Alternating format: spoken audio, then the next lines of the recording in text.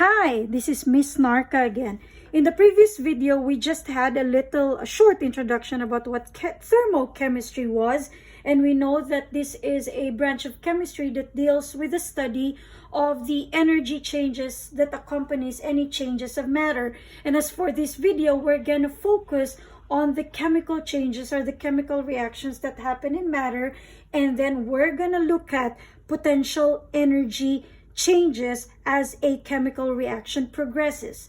Because the term energy can be so vague and it's so hard to understand, and so we have to find a way to be able to represent the energy changes in a chemical reaction. And how do we represent this? We're going to represent it through what we call a potential energy diagram.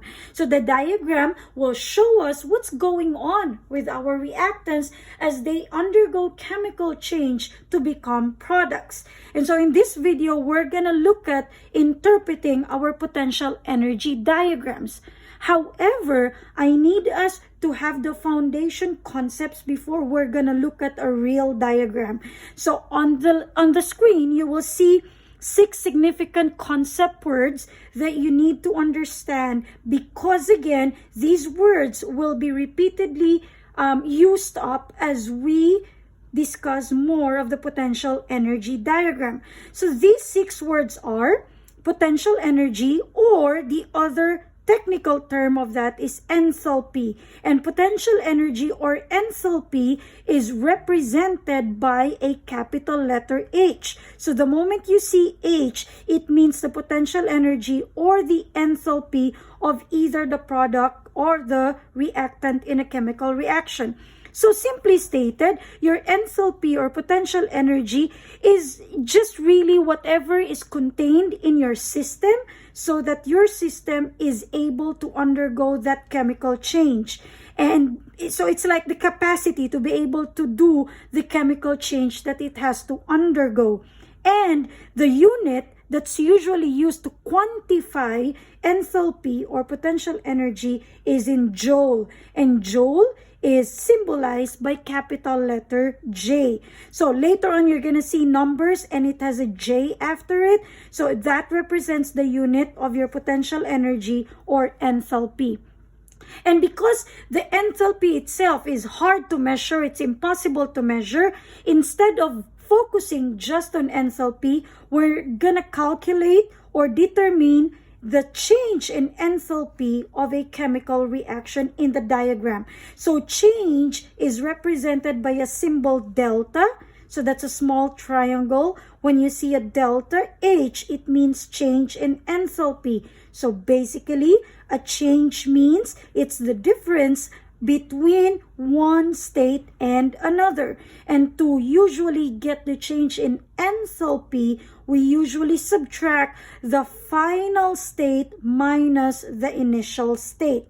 Don't worry if you don't understand it yet. I'm going to explain it further the moment we go to the diagram. The third one is activation energy, which is represented by E sub A, so EA.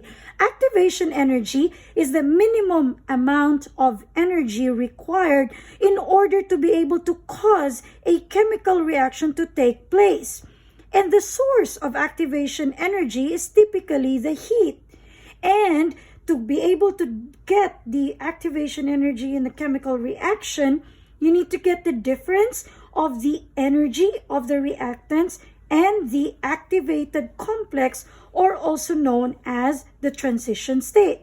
Now, I want to stop with activation energy for a while because this can seem to be very abstract to understand. So let me make an analogy there. Remember that not all substances tend to react.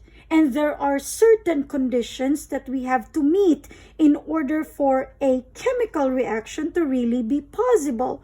So how do we think about activation energy in the context of a chemical reaction? So let me make a hill analogy. So this is my simple hill.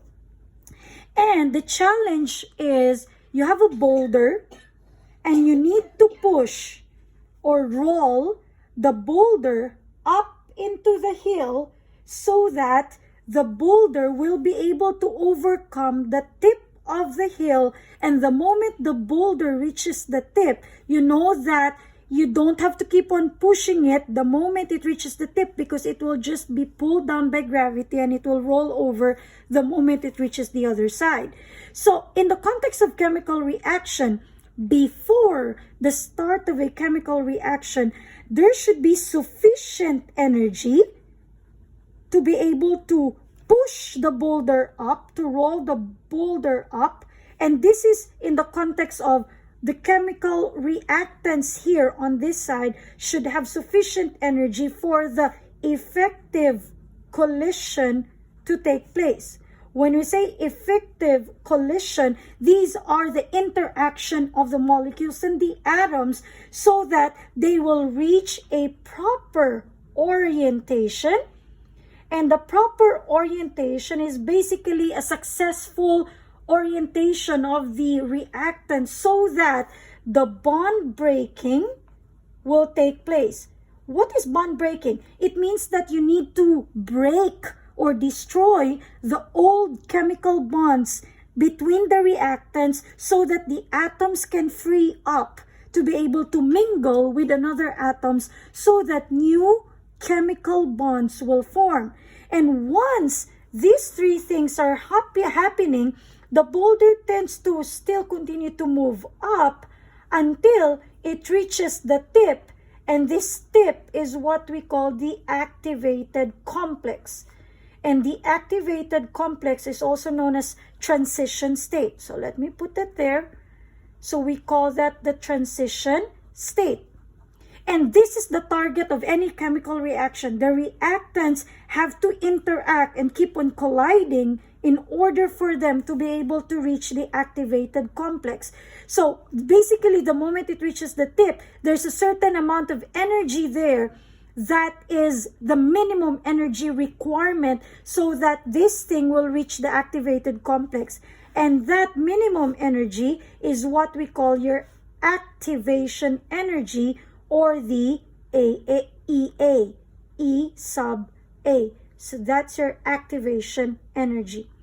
So the concept of a chemical reaction basically is dependent on the activation energy. Your system of substances, initial reacting substances, have to be able to have this minimum amount of energy, which we call the activation energy, so that the chemical reaction will be possible. And the moment it is possible, then the formation of the products on the other side will take place. So that's the concept of our activation energy. And the best way to represent this analogy of mine is through what we call the potential energy diagram. So the potential energy diagram will show us the real thing of what's taking place during the progress of the chemical reaction. And there are two types of diagrams that we're gonna analyze in a while. So there are two types of reaction. We have the endothermic reaction, in which endo is inside. So that means the energy is absorbed in that process.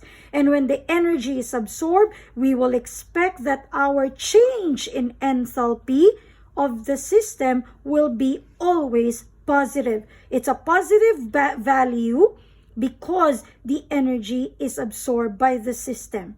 On the other hand, the reverse of endothermic is what we call the exothermic reaction. And because this is the reverse, energy is released in the process. And because energy is released in the process, the change in enthalpy of the reaction is expected to be a negative value.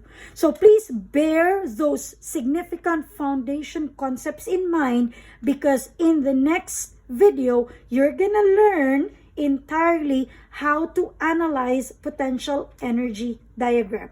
So let me end this video for these important concepts for potential energy diagrams.